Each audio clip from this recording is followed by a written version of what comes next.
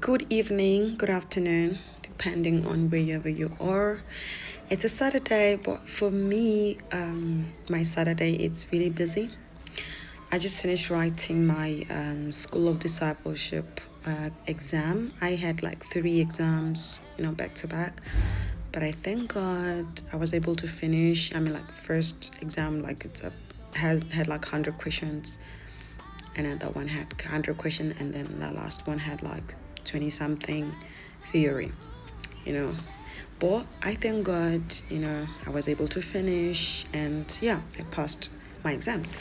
So I will not stop, because I already started reading the book of John, and I cannot say because today I was very busy, I will not do that. And looking at that, I'm at home, I'm a mother of 2, I have to take care of 2 toddlers, but still, consistency is very important. So, yeah.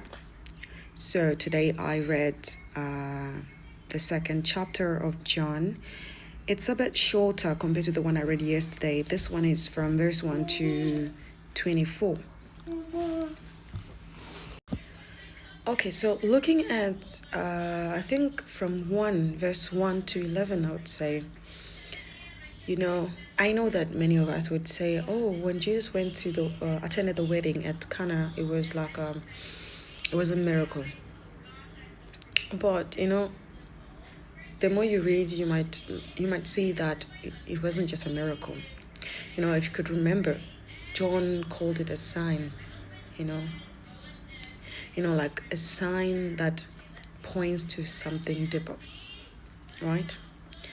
Because that miracle or that sign, it revealed his glory, and it also strengthened the disciples' faith, for them to know and believe that he's not just an ordinary man, right? And now let's look at Mary's powerful response. Remember when Mary said to Jesus, I don't want to quote something that is not true. I'm just going to read in my Bible here. Where is it? When he said that, okay. The mother of Jesus said unto him, they have no wine. Jesus said unto her, Woman, what have I to do with thee? Mine hour is not yet come.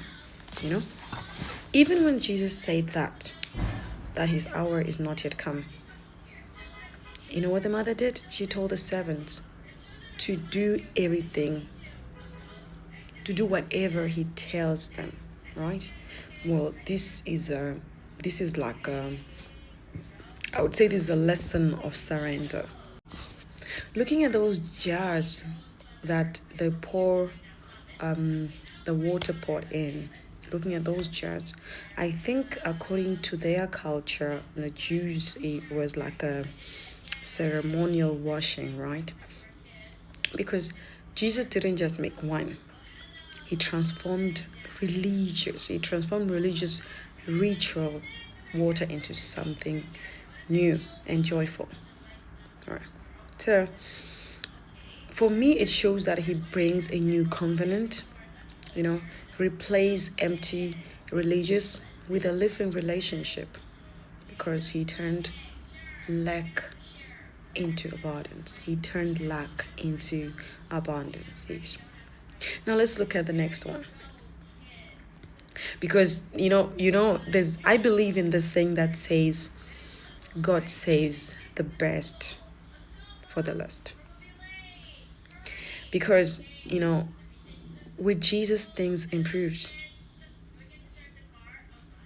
They don't diminish, they improve. Yeah. Now let's look at the temple. So we have 2 points here. First at the wedding, and later at the temple.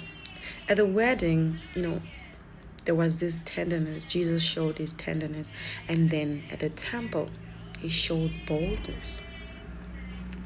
Because also it depends with the scenario, what happened at the wedding and what happened at the temple, right? What is revealed here about Jesus is that he cares about holiness. You saw what what they were doing inside his father's house. You know, selling merchandise, exchanging money and all of that. That was not right. It wasn't right at all. Because the temple is meant for worship and not for profits.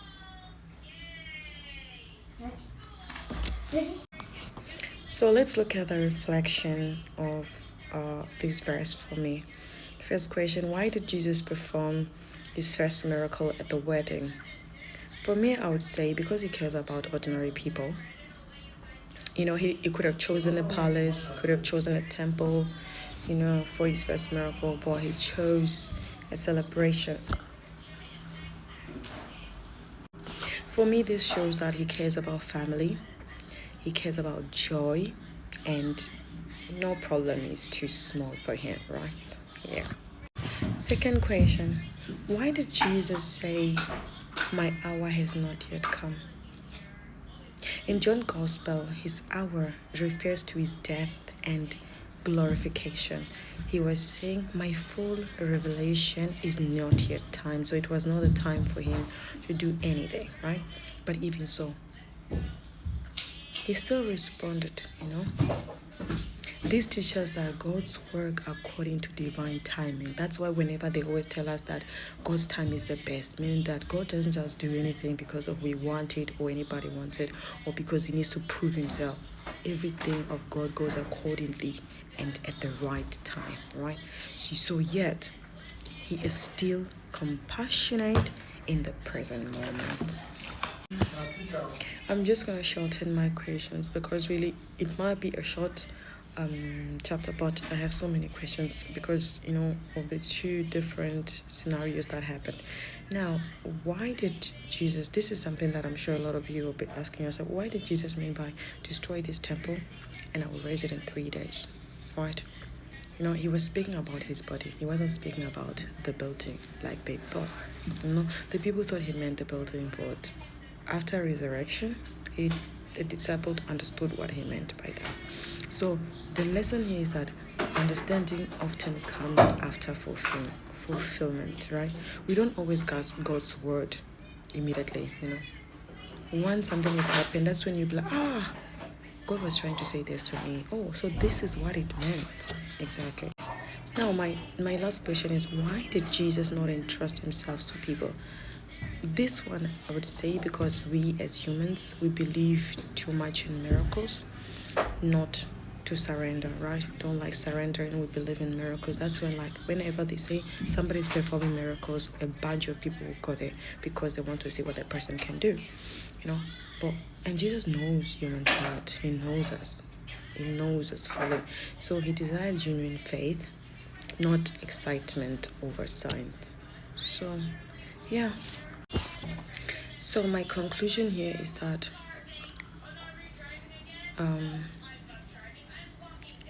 this John 2 shows us that Jesus turned emptiness into abundance, and he cleanses what does not belong in our lives. If we invite him in our lives, he will transform whatever is lacking in our lives. He will purify what is misplaced, right? Let us trust his timing. That's very important. Let us trust his timing, his voice, and allow him to be the Lord over our hearts. Simple. That's it and straightforward. Thank you very much. God bless you.